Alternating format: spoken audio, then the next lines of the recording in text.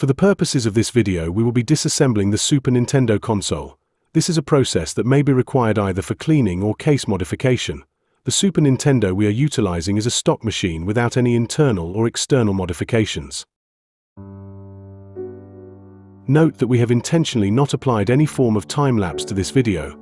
This will provide you with a much better idea of the time it will take to disassemble your Super Nintendo console, either for cleaning or rudimentary fixing. Please also be aware that case modification involves additional steps that are not included in the basic guide.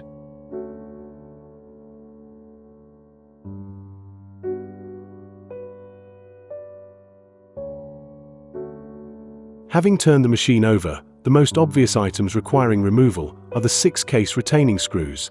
These are occasionally resistant to removal, as they like residing in their plastic moldings, but in this instance they are removed quite easily.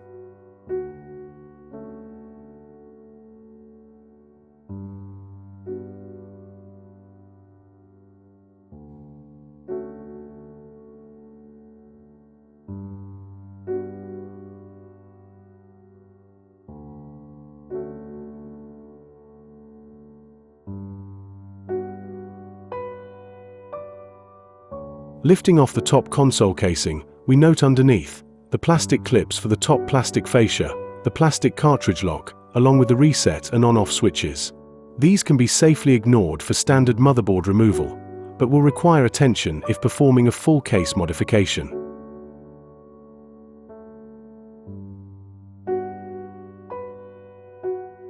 Setting the top casing aside for a moment, we can concentrate on the bottom casing.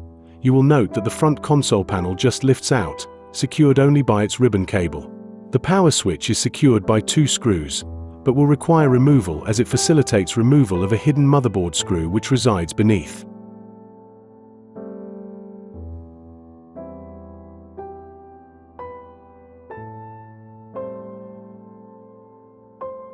In addition to this screw fixing, there reside 8 additional screws around the edges of the unit, which affix the motherboard to the base casing. 2 if these reside either side of the cartridge slot.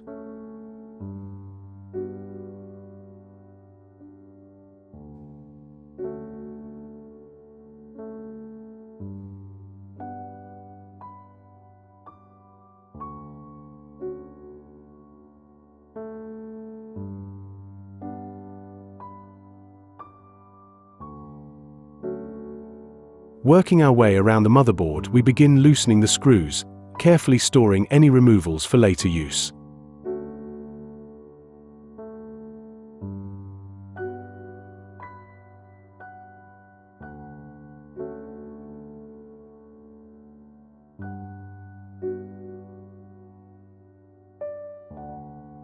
It's important to note that the 2 screws affixing the cartridge slot are of different lengths to the others when assembling the unit again later.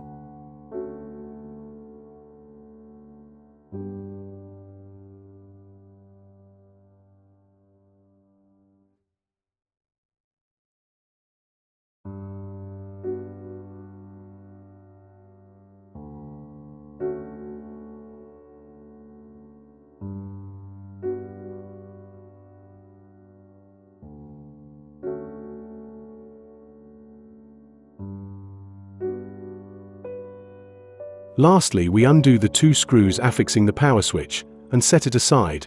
This provides access to the remaining screw that resides beneath it.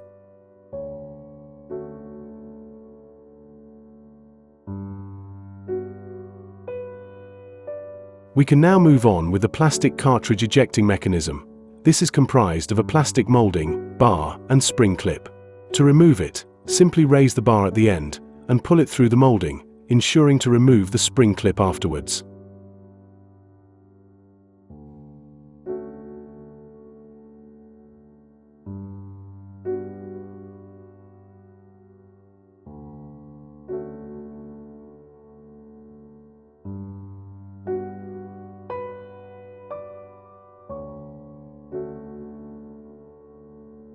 With the remaining screw and cartridge lock assembly removed, we can lift out the motherboard and set the parts aside for reassembly later.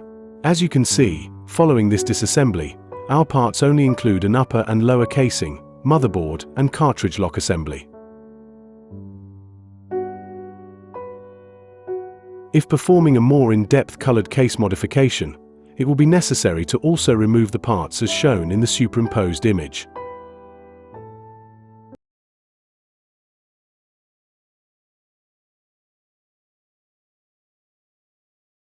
Hopefully, this has proven to be a useful resource for your own individual project. If so, please support our channel with a like, comment, subscribe,